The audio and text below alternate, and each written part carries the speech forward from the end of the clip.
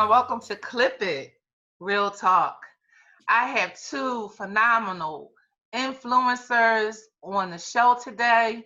I would like to welcome them, Miki Wright and Belinda Baker. Thank you for coming on to Clip It. And hi. Uh, Hello.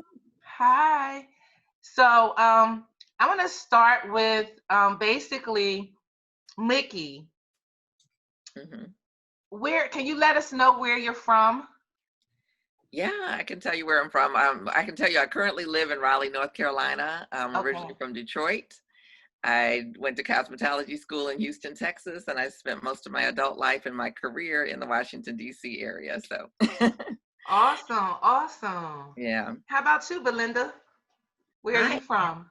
I'm originally from Atlanta, Georgia, and I have lived here all of my life. Yeah. Well, welcome, welcome. I'm telling you, I'm so excited. You two ladies are phenomenal in the beauty industry. You have set the path and the ways for other people to be able to walk through certain doors, and for that, I thank you both for being so phenomenal at what you do. You give back in so many different ways.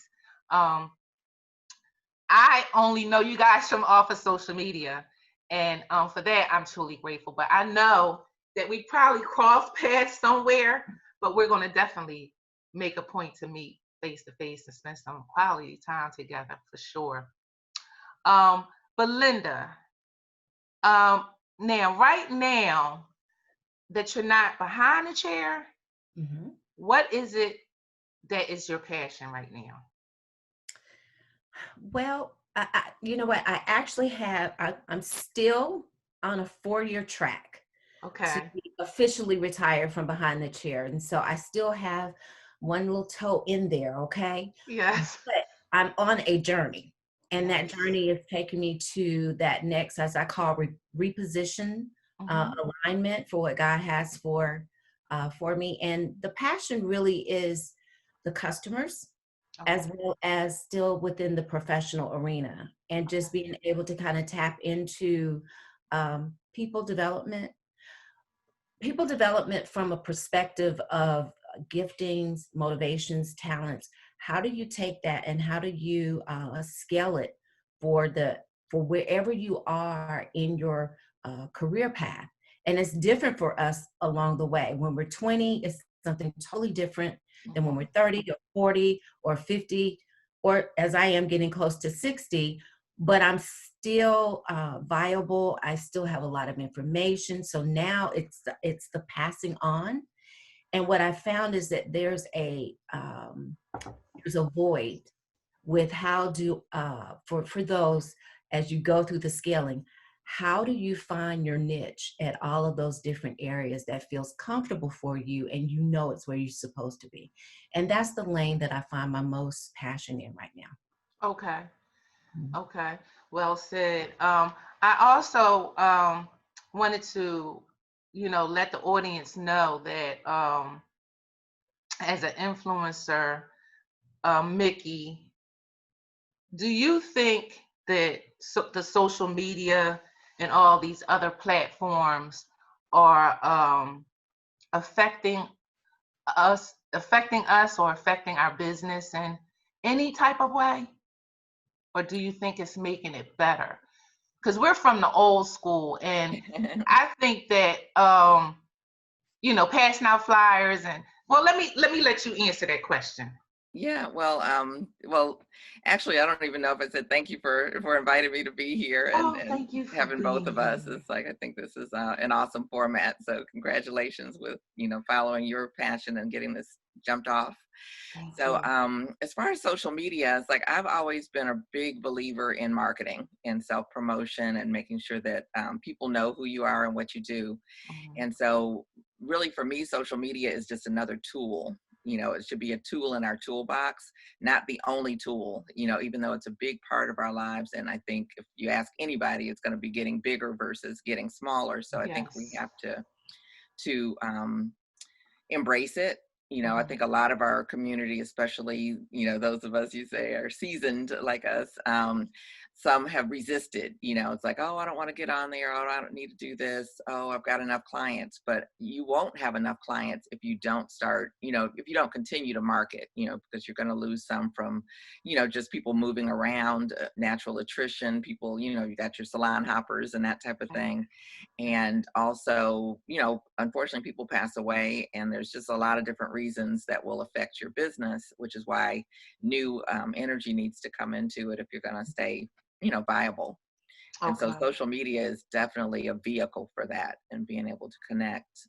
Okay. I could definitely relate to what you said, because as far as being resistant, because I was very resistant when my younger staff years ago, and I'm not going to kick myself and beat myself up for too long, but 10 years ago, I could look back 7 years ago, and we was doing Facebook Live, and they were trying to tell me how to do certain things and have a blog, and I wasn't trying to listen. Uh-huh. And, so thank you for the input, because it is very important, and it is a mindset that we need to change. I also want to say this to the audience. This platform, Miki Wright and Belinda Baker, are two of the most influential people in this industry. And I want to say that Clip It Real Talk is going to get you behind the scenes to get to know the beauty professionals that made it possible for generations. That's what this is about. And I forgot to say that, like you said, you forgot to say thank you for having me. So, Belinda, do you find it hard to keep pushing forward, being the P in positive for others, even when you don't feel so positive sometimes yourself? Wow. Well, I too want to just thank you for taking the courage to step out. That's, you got to risk the unknown to get to Yes. the level. And so kudos to you for following your passion and your dream. Thank you. Uh, It was hard, but thank you. so many don't.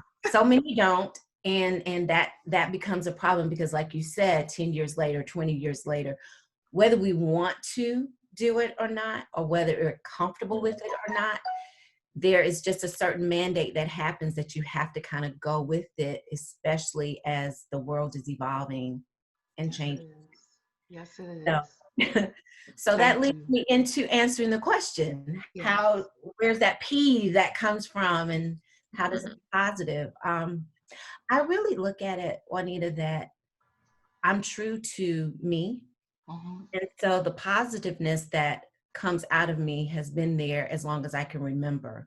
And so I look at it as part of the trueness of myself. And so if I were to pull back, and don't get me wrong, I have my moments where I'm just like, I'm tired. Oh, can somebody pour in me? Yes. And so I really do find my mentors, Mhm. and I glean from them. And as they pour into me, then I'm able now to refresh and pour into others. So I think that that's one thing I would share with everyone. You should always find someone around you that's smarter than you, that knows more than you, Yes. that can guide you, that can help you, because Yes. we all need that. And then be willing to turn around and share what resonates with you from that as well. And I think that's the key to staying in a positive mode, is never to get to E. I tell people around me all the time, I will communicate to you when it's starting to, that funnel of water that was flowing so well starts to slow down, and then eventually it gets to a drip. If I tell you it's at a drip, do not let it go off, because it's Right. harder to turn it back on than to keep fostering along the way. And so that's my philosophy that I take with myself, is that I consistently put back in so that I have something to pour out. Yeah, you do. You do. And I thank you for that. Thank you. Yeah, you're welcome. Miki, what are some of the most exciting accomplishments that you have done in the industry now? I've heard you over and over again talk about the Bronner Brothers show. Were you a platform artist at one point in time? I was. Okay, great. Can you tell us a little bit about that? Sure. I guess I'll backtrack a little bit if that's okay. Yeah, sure. But I'm second generation. My mom's a hairstylist. I have a sister that's in the industry, and growing up, I never thought I would go into the industry. And so I kind of fell into it, and then I fell in love with it. And once I fell in love with it, it was just like, I was all in. And I knew I wanted to be a salon owner. I saw someone that I had seen in a magazine. I didn't even recognize her at first on a platform, talking and that type of thing, and doing hair. And I was like, I just had this thought, like, I could do that. And I knew I was a long way from it. I was super shy and very, you couldn't hear my projection. I had to work on that a whole lot. But I knew it's like, I think I could do that. And it was just that little seed of, I could do that drove me. And so I really encourage people to look for that little glimmer of, it's like, I might not be there yet, but I could do it. And so I actually won the ABBA, if you guys remember that, the American Health and Beauty Aids, which was all of the Black-owned manufacturers that came together and started a trade show. They had their corporate things that they did as far as encouraging more people to buy Black products and that type of thing. But they also had a competition that was a photo competition the first year, and I ended up being the grand prize winner of that. Awesome. And so that set my, a lot of my career and getting into the Bronner Brothers organization. And one of the great things with that was that LaToya was the announcer for all of the shows. And so all I really had to do was go up there and do hair. And it's like, I could do that part, put the show in it and all of that, and really do the styling. And she did, all of the talking basically, until we got to one of the shows that was in a smaller niche, and they were like, we're not bringing her in. It was like, what? So you had to talk. I had to talk, and they would literally almost had to drag me out on stage. I'm like, can't they see what I'm doing? But yeah, that was my start with doing platform artistry. But Awesome. I really had a great desire for it, but it definitely was something that I had to grow into. Okay, that's awesome. Very awesome. May I ask you, Miki, how long did you have your salon? My salon, I actually had two, I guess you could say. I started one, and this will date me for sure, but I think back in '89, I think was my first salon. And I went in, kind of all guns blazing kind of thing, ready to go. And we had a good salon going. And then about a year later, I got an offer. And it ended up being an offer I couldn't refuse, and I ended up selling my salon. I had no intention of selling it, but it was like, okay, well, this could, provide some other opportunities for me to do some other things. And then I reopened another salon in '94, and it expanded into a full-service salon and day spa, which I was one of the first African-American owners of that type of, facility in the country. And so that we opened in 1997, and it grew. You had asked about accomplishments, and I'm super proud of my team. And also, we were part of Salon Today magazine. They ranked the 200 fastest growing salons in the country each year. And it's based on numbers. You have to send in your tax returns and your sales receipts and all that kind of good stuff, and they just do it purely on the numbers. But we were blessed to be part of that for 3 consecutive years, so we had a lot of growth. Awesome accomplishment. And I sold/closed in 2001. Okay. So from '94 to 2001, so it's 7 years, I think. Okay. Yeah. Great accomplishment. Well, thank you. And Belinda, you have a book, or do you have a few books? And let me just go back a little bit. How long have you been a salon owner? Oh my goodness. Let's say on and off, I've owned almost my entire career.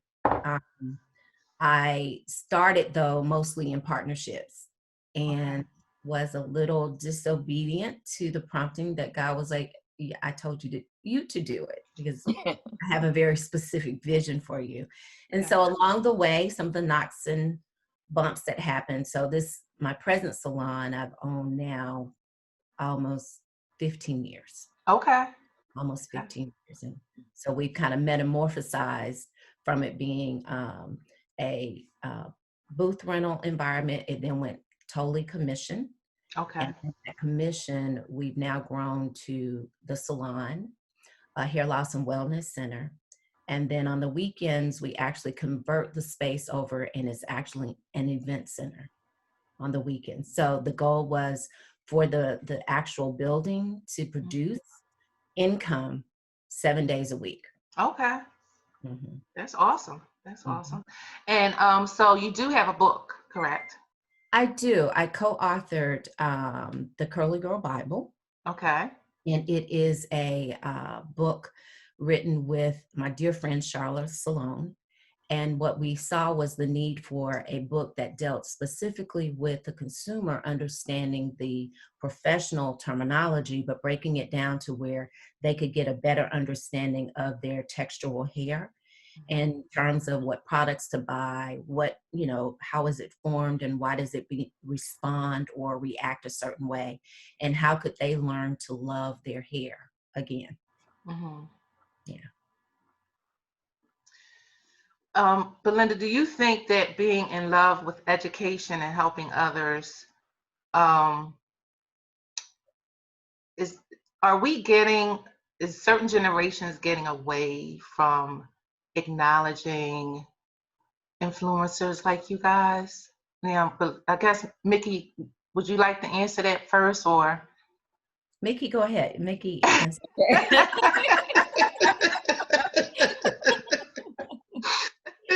Sure. That's a good question, right? That's a good question. Yeah, I mean, I think there's so many layers to it. I think from my perspective, like I've been an educator almost as long as I've been a hairstylist, and education has always been like this challenge to pull people into, learning what they really need to learn to be successful.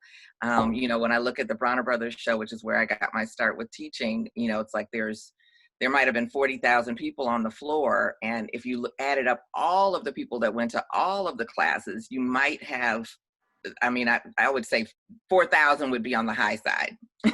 So 10% of the people that are there are actually getting some type of education. So I don't think what we're seeing now is anything new. Okay. In fact, I'm really encouraged because there's so many more people teaching more business stuff. That was where I saw a niche, about more than 10 years ago now, about 12 years ago, that okay, like there were some people who were teaching great hair cutting and, some of the technical skills, but there wasn't as much business. So right now, I think there's, you'd asked me about social media and all of that. It's like, there's a lot of things out there. I think people should be wary of who they're learning from and what they're learning. And so I know like some of the,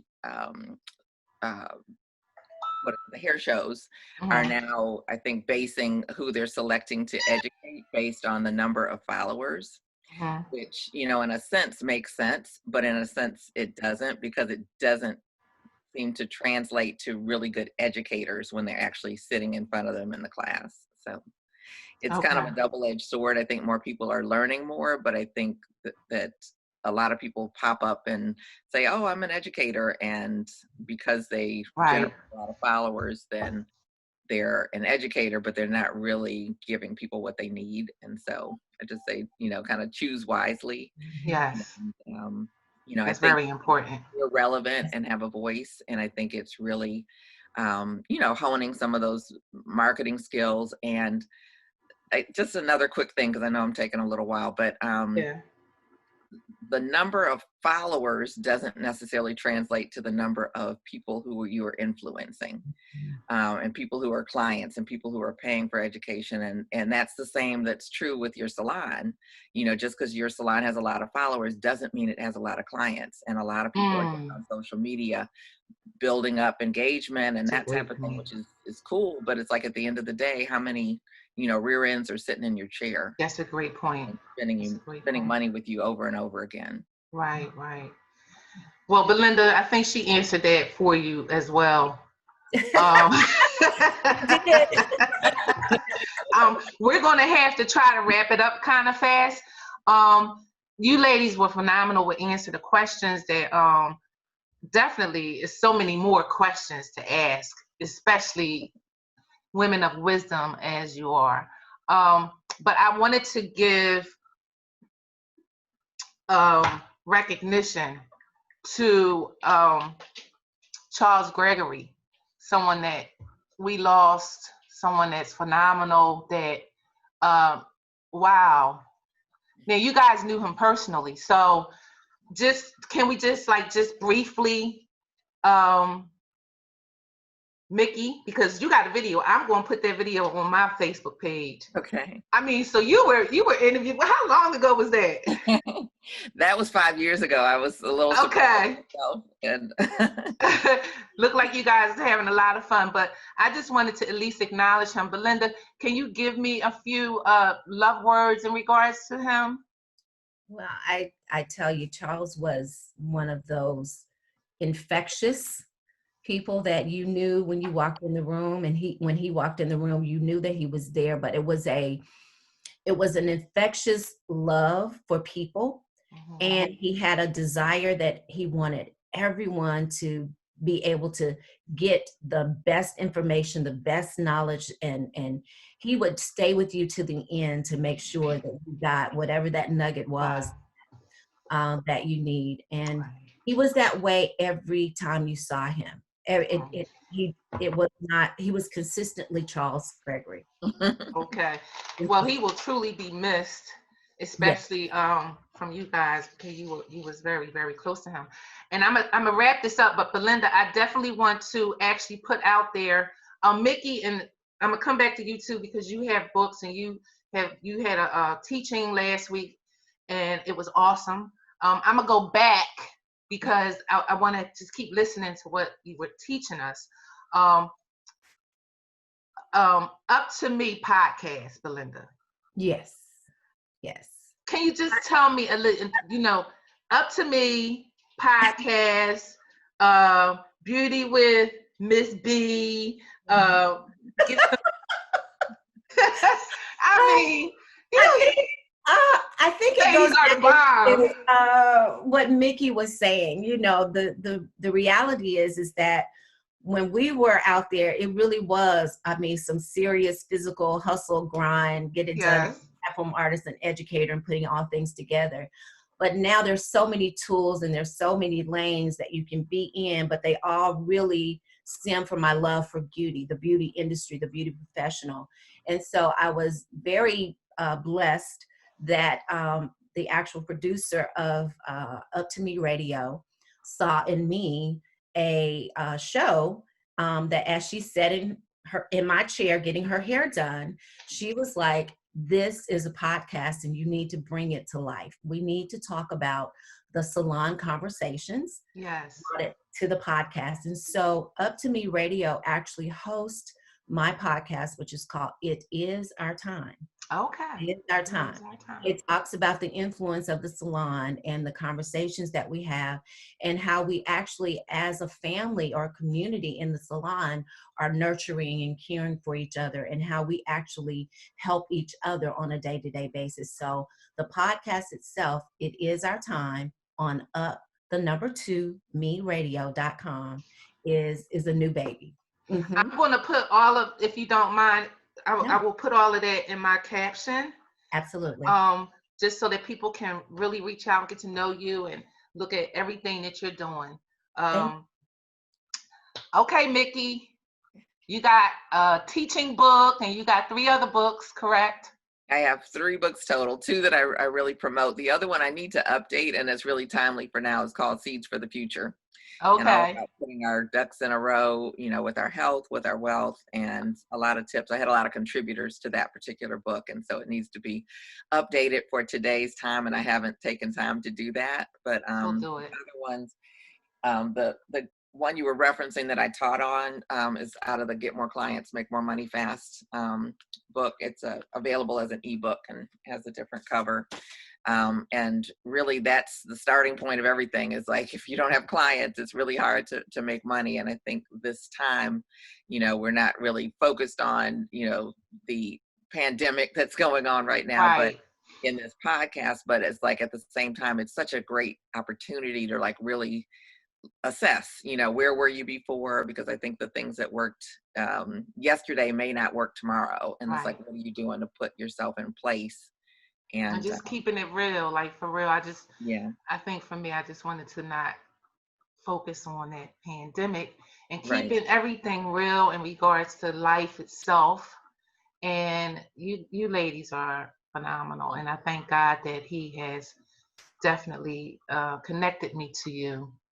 And I don't want to get on y'all nerves, but I've always been the baby of the bunch. So once again, I'm the baby of the bunch. You guys did phenomenal. Thank you so much for coming on to Clip It Real Talk.